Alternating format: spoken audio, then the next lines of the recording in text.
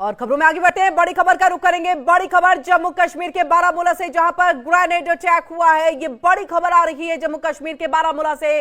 Police check post के पास ये हमला हुआ, ग्रेनेड अटैक हुआ है। पुलिस का इलाके में सर्च ऑपरेशन जारी। आपको बता दें कि ये जम्मू कश्मीर के बारामूला से बड़ी खबर आ रही है, जहां पर ग्रेनेड अटैक और ये पुलिस का जो इलाका है और वहां जो चेक पोस्ट है वहां पर यह हमला हुआ है। तो ग्रेनेड हमला हुआ है। पुलिस का इलाके में सर्च अभियान जारी है। इसी के साथ आपको बता दें, एक बार फिर से देखिए, पुलिस पर निशाना साधने की कोशिश आतंकवादियों की तरफ से। आतंकी हमले जो है वो यहां पर हुए हैं।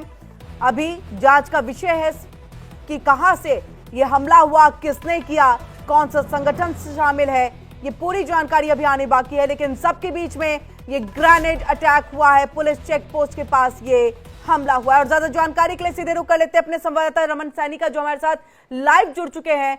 रमन, लगातार हम कई दिनों से देख रहे हैं आतंकी हमले होते चले जा रहे हैं। कभी सेना के जवानों के काफिले पर यह हमला होता है और अभी देखिए पुलिस चेक पोस्ट को निशाना बनाने की कोशिश की गई।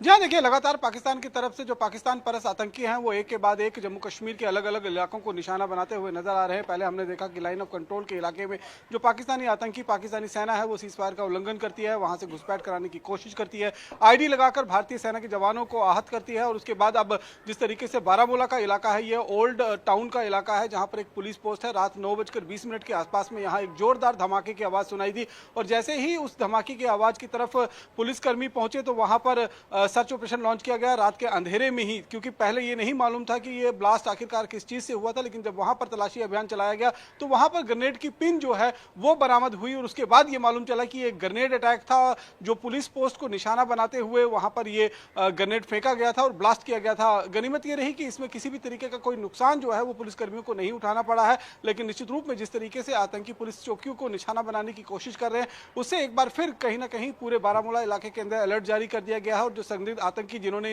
इस आतंकी घटना को अंजाम देने की अंजाम दिया है और ग्रेनेड से हमला किया है, उनकी तलाश में बड़े पैमाने पर सर्च ऑपरेशन चलाना जो है वो शुरू कर दिया गया है। हालांकि कल रात 9:20 के आसपास में जब ये पूरा इलाका इस ग्रेनेड धमाके से गूंज उठा था, उस समय अंधेरा हो चुका था, इसलिए अंधेरे में बहुत बड़े पैमाने पर सर्च ऑपरेशन तो नहीं चलाया जा चुका था। उस इलाके को घेराबंदी जरूर की गई थी जिस इलाके में ये ग्रेनेड ब्लास्ट हुआ था। लेकिन आज सुबह सूरज की पहली किरण के साथ ही नई री-इन्फोर्समेंट मंगाकर वहां पर बड़े पैमाने पर तलाशी अभियान चलाया गया है, क्योंकि ये बारामूला का इलाका जो है वो लाइन ऑफ कंट्रोल के साथ लगता हुआ इलाका है। इससे करीबन 40 किलोमीटर की दूरी पर उड़ी पड़ता है और उड़ी का इलाका जो है वो ठीक मुजफ्फराबाद के साथ लगता हुआ इलाका है। वो इलाका जहां से बड़े बिल्कुल बिल्कुल रमन, आपसे ये भी जानना चाहेंगे, ये जहां पर पुलिस चेक पोस्ट है, आसपास का एरिया कैसा है? बहुत ज्यादा घनी आबादी है यहाँ पर, और अगर है तो क्या यहाँ पर कोई अलर्ट जारी किया गया है? सुरक्षित स्थान पर जाने करके लोगों को कहा गया है?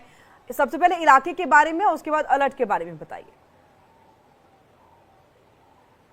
देखिए, इलाके की अगर हम बात करें तो ये ओल्ड बारामूला टाउन है। तो ओल्ड बारामूला टाउन का मतलब यही है कि घनी आबादी वाला इलाका है और इस इलाके के अंदर ये पुलिस पोस्ट जो है वो बनाई गई थी, पुलिस चेक पोस्ट। और इसी पुलिस चेक पोस्ट को निशाना बनाते हुए आतंकियों की तरफ से जब ग्रेनेड फेंका गया है तो वो जो ग्रेनेड है वो पुलिस पोस्ट की जो दीवार है, दीवार के अंदर आकर गिरा है, यानी कि पुलिस पोस्ट के अंदर आकर गिरा है। मैं फिर वही बता रहा हूँ कि गनीमत यही रही कि उस समय वहां पर कोई पुलिसकर्मी मौजूद नहीं था, वरना बड़ा नुकसान हो सकता था। अलर्ट की बात करें तो अलर्ट लगातार जम्मू कश्मीर के अंदर पिछले काफी दिनों से चल रहा है, क्योंकि जिस तरीके से लगातार आतंकी एक के बाद एक बड़ी आतंकी वारदात को अंजाम देने की कोशिश कर रहे हैं, इसलिए फिर चाहे वो सरहदी इलाके हो यानी कि लाइन ऑफ कंट्रोल के साथ सटा हुआ इलाका हो या फिर हिंटरलैंड का इलाका हो, उन सभी जगहों पर सतर्कता बरती जा रही है ताकि आतंकी अपने मंसूबों में किसी भी तरीके से कामयाब ना हो सके। लेकिन लगातार आतंकी जो कश्मीर घाटी के अंदर घुसपैठ कर आए हुए हैं, चाहे वो जैश ए मोहम्मद के आतंकी हो, चाहे वो लश्कर तोयबा के आतंकी हो या फिर हिजबुल मुजाहिदीन के जो आतंकी हैं, वो एक के बाद एक आतंकी घटनाओं को अंजाम देने की कोशिश कर रहे हैं।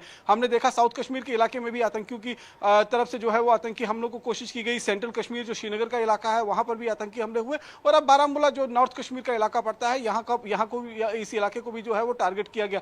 तो निश्चित रूप में एक अलर्ट जरूर पुलिस की तरफ से जारी किया गया है, सतर्क रहने के लिए, लोगों को सतर्क रहने के लिए कहा गया है। और ये कहा गया है कि अगर आपके आसपास में किसी भी तरीके का कोई भी ऐसी गतिविधि नजर आती है जो देश हित के अंदर नहीं हो, जहां से आपको लगता हो कि आतंकी यहाँ से आए हैं या फिर यहाँ पर पर कोई हथियारबंद देखे गए हैं, तो उसकी जानकारी जो है वो पुलिस कर्मियों तक पहुंचाई जाए ताकि उस पर जो है पर्याप्त कार्रवाई कर उनको उनके अंजाम तक जो है पहुंचाया जा सके। बिल्कुल रमन, क्या इसको लेकर के अभी कोई इनपुट जो है वो सेना के जवानों, सेना के अधिकारियों को यहाँ पर मिला है कि कितने आतंकी किस संगठन से जुड़े हुए हैं, और क्या फिराक लेकर के वो जो है आए और उन्होंने चेकपोस्ट पर जो हमला किया है, क्या ये उन्होंने जानबूझ करके किया है कि ऐसे वक्त में कोई नहीं है वहां पर? क्योंकि इससे पहले रेकी की जाती है और रेकी करने के बाद इस तरह के जो हमले हैं कई बार होते हैं, तो ऐसे में इस पूरी स्थिति को, परिस्थिति को थोड़ा समझाइएगा।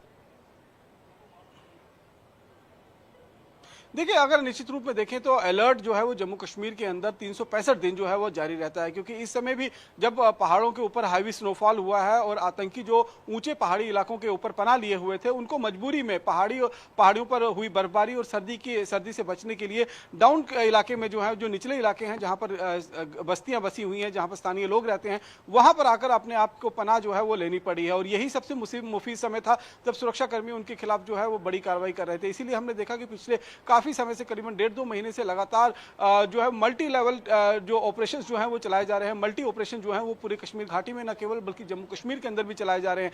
लेकिन अगर हम ये देखें तो रैकी जरूर की जाती है, लेकिन रैकी किस समय की गई है और उनको ये इस चीज के बारे में ज्ञात था कि इस जगह पर, यहाँ पर पुलिस कर्मियों की मौजूदगी रहती है। लेकिन खुशकिस्मती पुलिस कर्मियों की यही थी कि जिस समय ये ग्रेनेड अटैक हुआ है, क्योंकि दीवार के पीछे से जो पुलिस चेक पोस्ट है उसकी दीवार के पीछे से ये ग्रेनेड हमला जो है वो किया गया। उस वक्त उनको हो सकता है इस बारे में पूरी जानकारी ना हो कि अंदर कोई व्यक्ति मौजूद है, पुलिसकर्मी मौजूद है या नहीं है, और उन्होंने ग्रेनेड फेंक दिया, जो ग्रेनेड अंदर जाकर ब्लास्ट हुआ है। और अब उसके बाद एक पूरी पैनिक स्थिति जो है उस पूरे इलाके के अंदर उत्पन्न हो गई थी, क्योंकि स्थानीय इलाकों के साथ जुड़ा हुआ ये पुलिस चेक पोस्ट पड़ता है, तो ऐसे में स्थानीय लोगों की जान भी जो है वो कहीं ना कहीं बहुत कीमती है, उसको भी ध्यान में रखना पड़ता है। और उन सब चीजों को ध्यान में रखते हुए जब बड़े पैमाने पर सर्च ऑपरेशन वहां पर लॉन्च किया गया, तो फिर वहां पर वो पिन जो है, जो ग्रेनेड की पिन है, क्योंकि जब ब्लास्ट हुआ था तब कोई जानकारी नहीं मिल पाई थी कि आखिरकार ये ब्लास्ट किस चीज से हुआ है, किस तरह का ये ब्लास्ट है। लेकिन जब वहां पर सर्च ऑपरेशन लॉन्च किया गया तो जो ग्रेनेड की पिन होती है, वो पिन, जो ट्रिगर जो है, वो जब बरामद हुआ है तब ये मालूम चला कि ये ग्रेनेड से हमला किया गया था। और निश्चित रूप में इसमें लश्कर तोयबा या फिर हिजबुल मुजाहिदीन के आतंकियों का हाथ हो सकता है, क्योंकि यही दो मेन जो ऑर्गेनाइजेशन के आतंकी हैं वो नॉर्थ कश्मीर के इलाके के अंदर ज्यादातर वहां पर उनकी मौजूदगी है, जो घुसपैठ कर भी आते हैं मुजफ्फराबाद के इलाके से उड़ी होते हुए बारामूला और फिर कश्मीर घाटी तक पहुंचते हैं। उसमें ज्यादातर लश्कर तोयबा के आतंकी होते हैं। और इस समय भी जो इंटेलिजेंस इनपुट है, तो नॉर्थ कश्मीर का जो इलाका पड़ता है, जो बारामूला यानी कि बारामूला से लेकर कुपवाड़ा से लेकर गुरेज तक का जो ये पूरा लाइन ऑफ कंट्रोल का इलाका है, यहाँ पर करीबन 150 से 200 आतंकी ऐसे हैं जो इस समय घुसपैठ की फिराक में तैयार बैठे हुए हैं और लगातार वो बिल्कुल। और रमन, इससे भी जोड़ के हम देख सकते हैं, देखिए कुछ वक्त पहले की बात, यानी तकरीबन 4 हफ्ते यानी 1 महीने का वक्त बीता है जब पूरी तरह से हथियारों का जखीरा जो है वो बरामद हुआ था। एक कंबल में लिपटा हुआ AK-47 से लेकर के ना जाने कितनी चीजें और कितने हथियार जो है वो बरामद हुए थे। और ऐसे में देखिए, आपने अभी जो जानकारी दी, तकरीबन 100 इस तरह के आतंकवादी हैं जो घुसपैठ की कोशिश में जुटे हुए हैं। लगातार प्लानिंग हो रही है, गृह मंत्री अमित शाह पहुंच रहे हैं, सेना के जब अधिकारियों से जो है उनकी बातचीत हो रही है कि किस तरह से इन आतंकवादियों से निपटा जा सके। अब ऐसे में और क्या मुकम्मल जो एक कदम है उठाने की और जरूरत है या उठाया जा रहा है?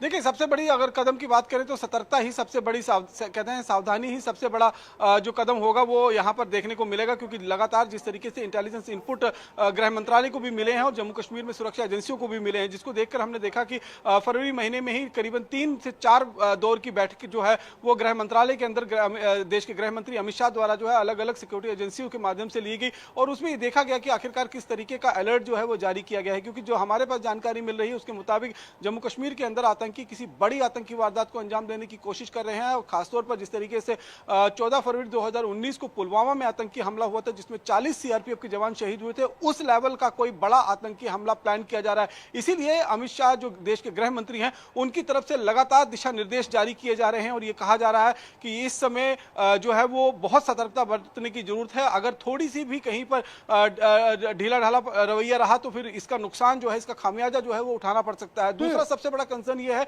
कि जब जब गर्मियां शुरू होती हैं तो आतंकी दोबारा उनके पास फ्री हैंड हो जाता है कि वो आतंकी हमला कर ऊंचे पहाड़ी में बने हुए जो हाइडआउट्स हैं वहां जाकर छिप जाते हैं। अभी बर्फबारी हुई है तो अभी वो आतंकी हमला कर ऊंचे पहाड़ियों पर जाकर नहीं छिप सकते हैं, इसलिए अभी हम देख रहे हैं कि आतंकियों की तरफ से बहुत ज्यादा जो मूवमेंट है वो रिस्ट्रिक्ट की गई है कश्मीर घाटी के अंदर, खासतौर पर जो स्नो बाउंडेड एरिया है। लेकिन जिस तरीके से गर्मियों की शुरुआत होगी, बर्फ पिघलना शुरू होगी, पहाड़ों के दर्रे जो हैं वो खुलना शुरू हो जाएंगे, उसके बाद उनके पास एक अप हैंड मिल जाएगा। तो उस समय जो इंटेंसिटी आतंकी घटनाओं की बढ़ती है, अगर उसे रोकना है तो इस समय ऑपरेशन जो है सुरक्षा कर्मियों को करने की जरूरत होगी। इसीलिए हमने देखा कि फरवरी महीने में करीबन 2 सप्ताह तक 40 से ज्यादा जगहों पर एंटी टेरर ऑपरेशन चलाए गए, ताकि जो आतंकी इस समय ऊंचे पहाड़ियों से उतर के निचले वाले इलाके में, यानी कि हाई एल्टीट्यूड से लो एल्टीट्यूड वाले इलाके में शिफ्ट हुए हैं, उनको वहीं पर ढेर किया जा सके, उनको मार गिराया जा सके, जिसमें जो कामयाबी भी है सुरक्षा कर्मियों को कहीं जगह पर मिली है। और देखिए फिलहाल तो ये सर्च ऑपरेशन भी जारी है कि कितने आतंकी छुपे हुए हैं,